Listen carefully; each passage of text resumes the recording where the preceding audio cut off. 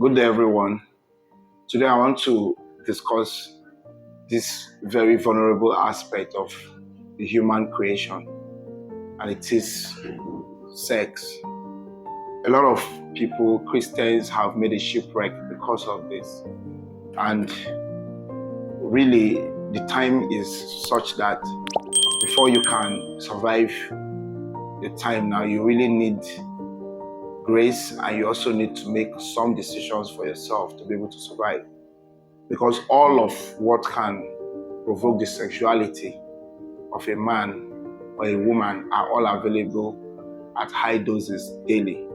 So at this point in time, you really would need to take real decisions to be able to stay right. That's when you really want to. Now, I want to quickly discuss this topic to, guide some people to be able to, know how to say no, because I have seen people that had taken decisions, very great decisions, that they don't want to continue in that act again. They want to serve God, they want to stay right. But sometimes when they get back before maybe 1 or 2 months, maybe they meet back they start missing those fantasies, they start missing the pleasure and all of that. Before you know, they are back at it. So I want to quickly highlight why many people go back to it and why many people may not be able to say no when those pressures come.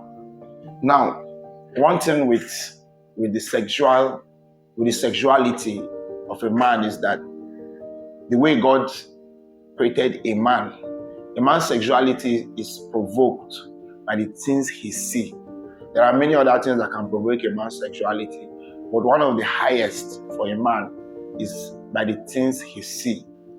So what is available for us now to consume in the opposite sex now, the things he sees on the opposite, maybe a man looking at a woman, the things he sees about the woman is basically what would provoke his sexuality. A man doesn't need a woman to say nice things to him and all of that before he becomes sexually attracted to the woman.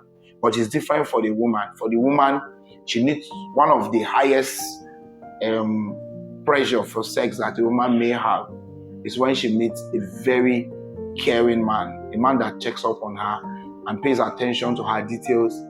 She becomes vulnerable to that kind of a man. So men's sexuality is quite different from that of women.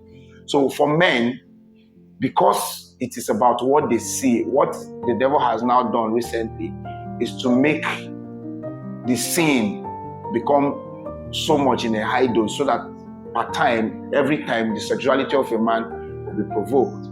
Now, what are the things a man sees that can provoke him lust or to want to make him sleep with a woman? It is when he's able to see some sensitive parts of a woman. He's able to see her breasts. Maybe some of the women now, they dress very well. They dress, and they like say very well. They dress and don't put on bra on the street. Make their nipples to be pointing, walk on the street.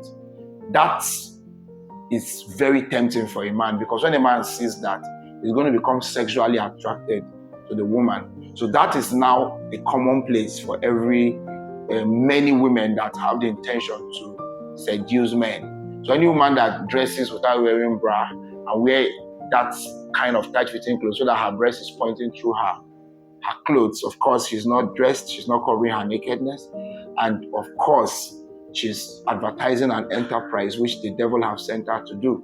So, of course, if you do that, just know that you're actually selling a market for the devil, because you are making them men sin, because when men look at you, they will definitely be sexually attracted. Now, that's one thing that can sexually attract a man. The other thing again, women have quite some contours that can sexually attract a man. Maybe her bum, the way she wears a tight-fitting thing attracts it, and then makes the skirt short, or maybe wears a bum short. That can also sexually attract a man. Then when a woman dresses up too and exposes, maybe wears a short thing to her breast, then wears another short one down to expose her stomach, there is a look, there is a sexual look, a nude look that can provoke a man's sexual desire. So anytime you are like that, don't say it is the in thing. Just know you are working for the devil, and you are trying to make quite a lot of people stumble. And in the view of Christ, for anybody that look at you and lust after you and desires to have sex with you, Jesus Christ in in his affirmation in scripture said that the person have slept with you already, that the person have already committed fornication. So when you dress that way and you move in the streets, you may end up to have committed fornication with like as many men as you possibly have met. Apart from the few men who now knows navigation principle, and for the few men that understand the navigation principles on how to stay safe from your own hand, they do that with grace. And the grace of God, which have appeared to all men, had taught them to deny ungodliness and worldly lust. That's why they're able to survive.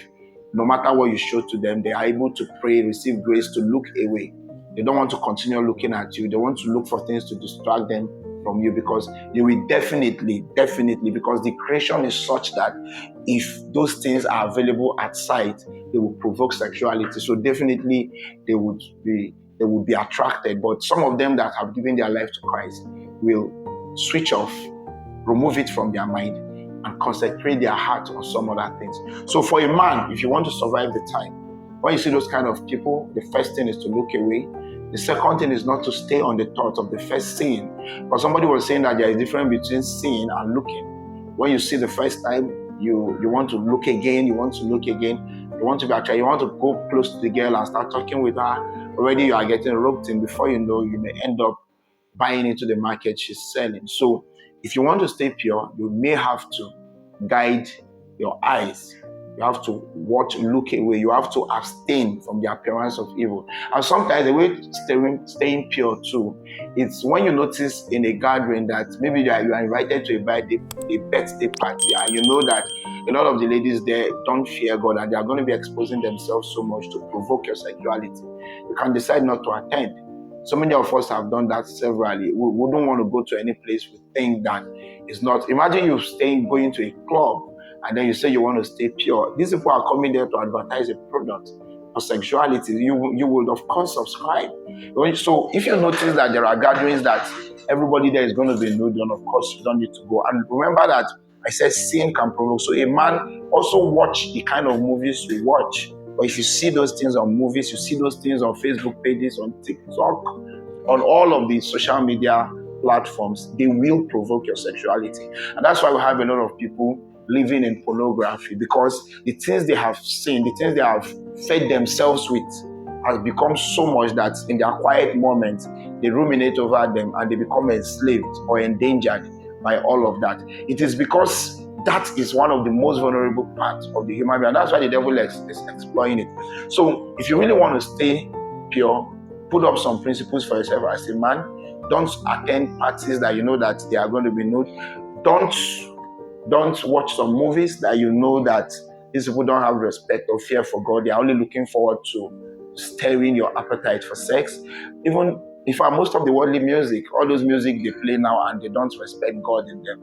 They just showcase themselves. They show anything they want to show in the movie. All of those, the intention for it is just to drag that sensation for sexuality. And if you know that, then why feed on them? If you really want to stay pure.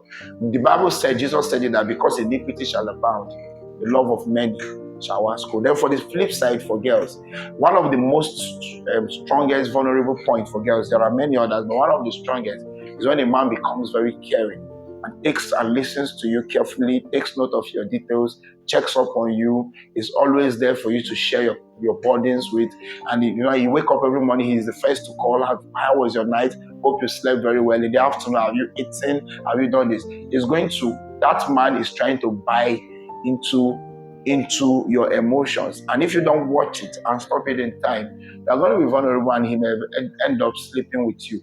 And for some women, things that can get them up sexually is when you give them so much gift.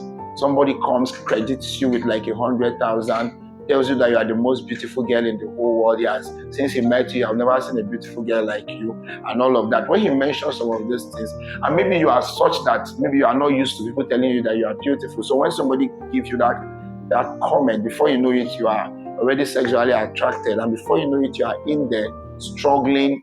And when the man eventually says, can you please come over to my house? You are not able to say no, and then you see yourself back at fornication. So there are things you must do for yourself to keep you from all of that. Create your boundaries. When some people are showing so much care, appreciate it, but tell the person that I wouldn't want you to go to check on me to this extent, looking at saying that you are not my husband or you are not. And one thing with women, why many women are very vulnerable from what I have seen over time, is because so many of them that are single, when people make advances at them, they usually have this mind like, who knows if he's going to be my husband? So they are usually open to almost all advances because they wouldn't know the one that will lead to marriage in their own mind. So they don't want to be straight. They don't want to. So at some time, a woman can be chatting with up to 10 men, trying just to be good to the 10 of them. Maybe one of them will eventually marry them. Well, if that's the way you want to keep and make your choices, well, I don't think it's the best way. But for Christians, because that can happen outside Christianity, but for true Christians, what we expect of a true child of God is when somebody makes advance at you and shows you some of your love languages, pushing it forward to you, and you notice you are wanting to subscribe, you are supposed to go to pray. You are supposed to pray for yourself, ask God that, God, is this my husband? And even if it's your husband, even if you pray and you are convinced, or you just become convinced that that's going to be your husband, you still want to stay pure. You don't want to do the wrong thing. So there are some things, because you are not married, you are not going to permit. You're not going to be visiting him, stay alone in the house with him and all that, except you just want to do the wrong thing. So all of what I'm saying is for those that really want to stay in the right. Some people are looking for the wrongs to do, but some people are running away from the wrong, but as if they are not able. So the intention for this video is to help those that are not able, but they want to, but they are not able. You know, Jesus Christ says something in the Bible. He said, many there be that would want to enter into the kingdom, but they will not be able. So for those set of people, that's why we are sharing these navigation principles. Create a boundary for yourself. Decide that these are the things the devil used to lure me. Decide to look away from them. Decide to stay away from them. And then finally, pray for grace. You need grace. The Bible says, where sin abound, grace did much more abound. The ladies, of course, are showcasing their breasts, they are showcasing their bum bum. They are showing all of that to men so that sex is cheap. I was talking with one of the person that does sex business, and I was like, how much does it take for a man to sleep with you? And she said, if it's short course or short case, I don't know how she said it, that it's just 500, or was it 1,000? She said. I felt so, as in it touched my heart. Or like, you're going to sleep with somebody that you don't know. You don't know the demons attached to his life. You don't know if he's a ritualist. You don't know if he's a wizard. And if he's a man, you don't know if she is the princess of the Caribbean. You don't know if she is the witchcraft, the witch in charge of the whole realm of Pesha. You don't even know her spiritual status. And you're going to sleep with her just for that cheap thing. So sex is the devil has made it very cheap, but it is spiritually costly. It's in fact, it can, according to in Proverbs chapter 6, when the Bible was talking about the foolish boy that was going straight to the correction of the stocks, that he said all that followed that path never returned again. So people will go that path and they will come back with a definite destruction to their destiny, and nothing they will ever do that will prosper. I'm saying this from what one of the girls told me that we're doing deliverance prayer for. Any man that sleeps with her and ejaculates inside her, she takes the sperm, goes to her kingdom, they promote her and destroy the man's destiny. So many people have their destiny, nothing they lay their hands to do prospers, just for the moment of joy at the most. So this concept is something you must watch over, make up your mind. It's the most vulnerable aspect of the human, I agree. But you can say no. Many people have said no. People have said no. As a young man before I got married, I had said no. I was a virgin until I got married. I had said no. Grace is available. People can say no, and grace is available. So I encourage you to make up your mind to serve the Lord. If you used to do, look for a way, because very soon Jesus is going to come and take only those that are ready for him. And this whole world will be lost, will be set ablaze by the end time. God bless you. See you in the next video.